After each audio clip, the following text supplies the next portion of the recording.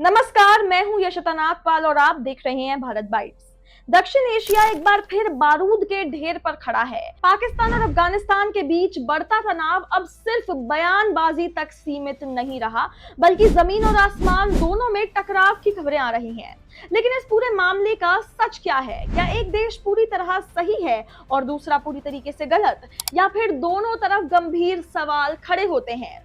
अगर हम इतिहास की बात करें तो 1999 का कंधार विमान अपहरण याद आता है, जब भारतीय विमान IC 814 को हाईजैक कर अफगानिस्तान के कंधार में उतारा गया था।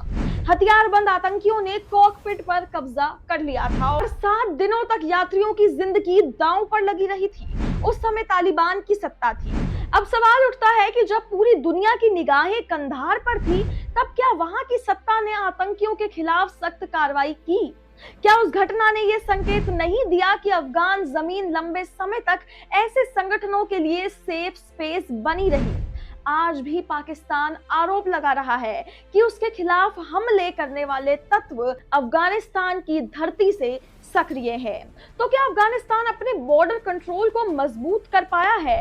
क्या उसकी जमीन का इस्तेमाल पड़ोसी देश के खिलाफ किया जा रहा है? अगर हाँ, तो इसकी जिम्मेदारी आखिर कौन लेगा?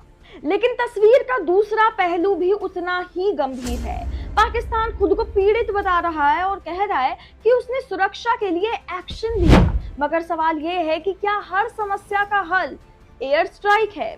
क्या बातचीत की गुंजाइश पूरी तरह खत्म हो चुकी है? पाकिस्तान का पोस्टर लंबे समय से अग्रेसिव रहा है। सीमा पर फायरिंग, सख्त बयान और मिलिट्री पावर का प्रदर्शन। क्या इससे हालात सुधरते हैं या फिर और बिगड़ते हैं? और क्या पाकिस्तान अपने अंदर मौजूद एक्सट्रीमिस्ट नेटवर्क को पूरी तरह खत्म कर पाया है?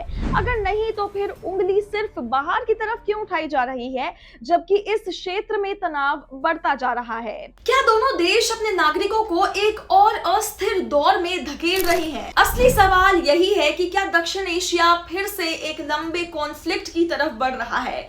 क्या इतिहास से कोई सबक लिया जा रहा है या फिर नहीं? क्या राजनीतिक जिद और अग्रेसिव स्ट्रैटेजी एक बार फिर पूरे क्षेत्र को संकट में डाल देगी? जवाब दोनों को देना होगा, अफगानिस्तान को भी और पाकिस्तान को भी, क्योंकि जब गोलियां चलती हैं तो सीमाएं नहीं, इंसान घायल होते हैं। मैं हूं यशिता, आप देख रहे हैं भारत बाइट्स। सवाल पूछते रहिए, क्योंकि सवाल ही सच्चाई तक पहुंचने का रास्ता है। नमस्कार।